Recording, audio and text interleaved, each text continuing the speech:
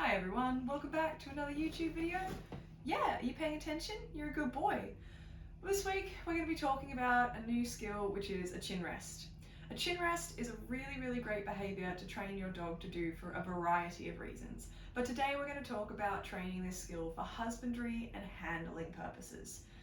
The chin rest is about giving your dog a voice and giving your dog a choice when you're doing husbandry and handling practices.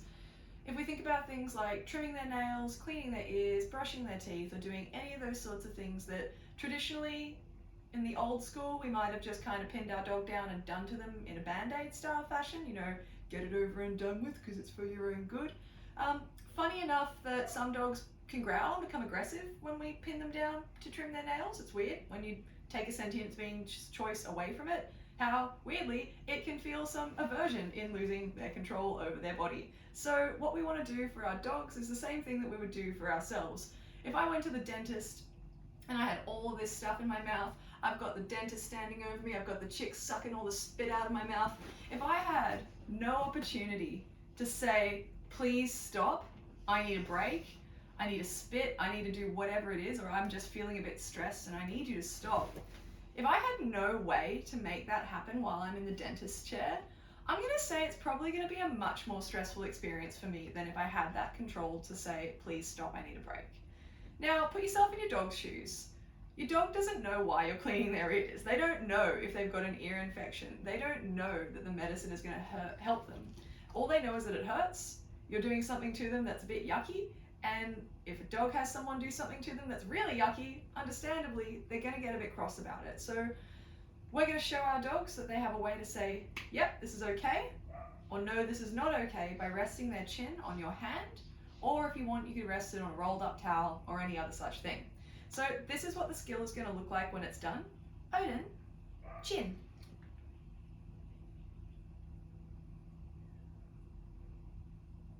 Just to prove that we're not pausing the video. Yes. So you want this, oh thanks for the slobs buddy, this is why I never look like I've got clean clothes on. So you want this behavior to be quite still, you want this behavior to be quite calm, and you want this behavior to have some significant duration. I often say with the chin rest, you really want to follow your lure reward method like you're baking a cake.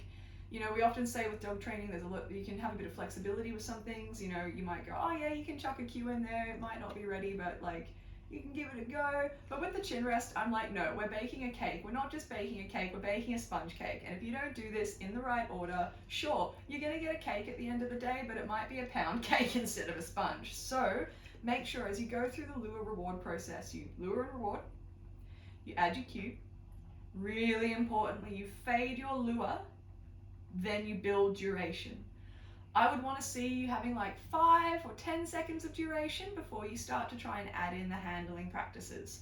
Adding in the handling is something that you need to do completely separately. What we're going to do today is just train the fit chin rest as a foundation behavior. So I'm going to get you up. Should we get up? Odin, can you hop off?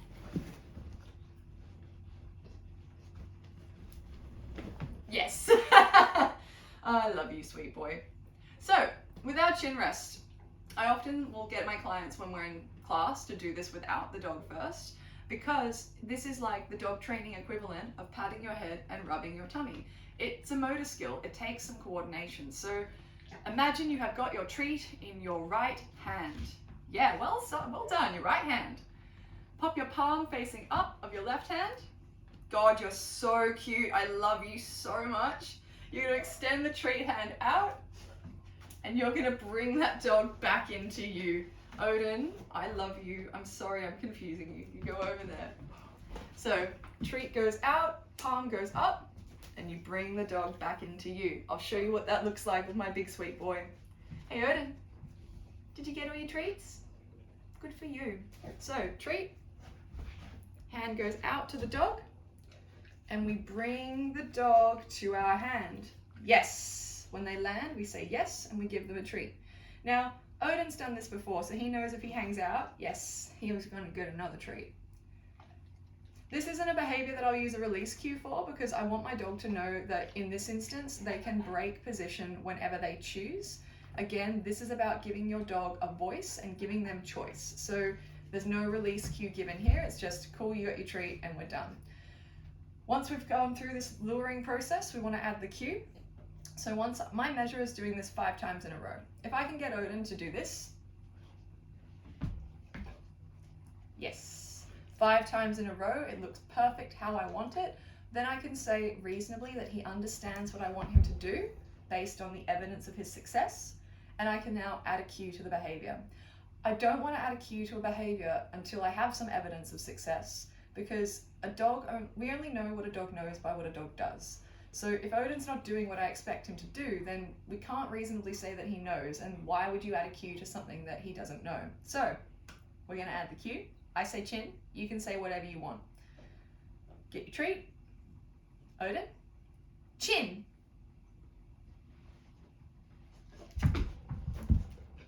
Yes. Good boy. I don't blame you for laying down, I talk a lot. So, lure reward, add the cue. Now, one of our more important steps is fading the lure. At this step, we're going to say the cue word, and then we're going to pretend that we've got a treat and guide our dog in. For each step, I do that measure of 5 in a row, but you might like to do 10 with your dog, it's up to you. I'm going to get him up, just because I want you to be up for this. Good boy. Odin, chin. Yes, we mark, and then we immediately get food for our dog. It's really important to note that when you fade the lure from treat in the hand to an empty hand signal, you're fading the lure, you're not fading the food. And one of the biggest problems that pet owners will have is when they get to this step of fading the lure, they think that means that you just don't treat the dog at all anymore. And I can tell you, you're going to lose everything really quickly. So make sure you continue to reward your dog.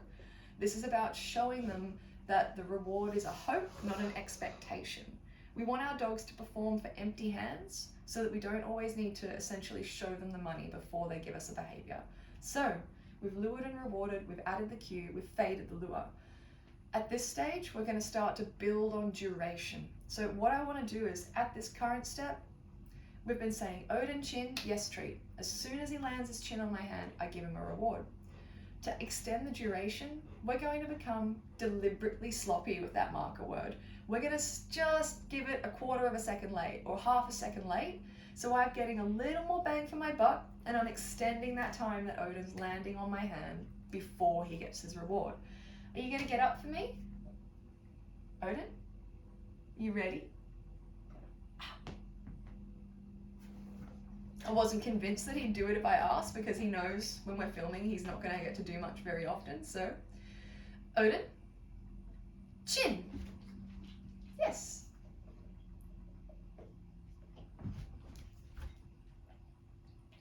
Odin, chin. Yes. So just being deliberately sloppy with that marker word, trying to extend out the amount of time that you've got, slowly and surely, until eventually you can just go, Odin, chin.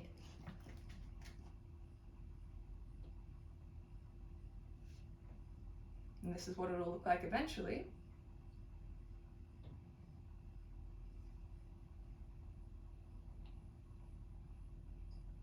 Yes.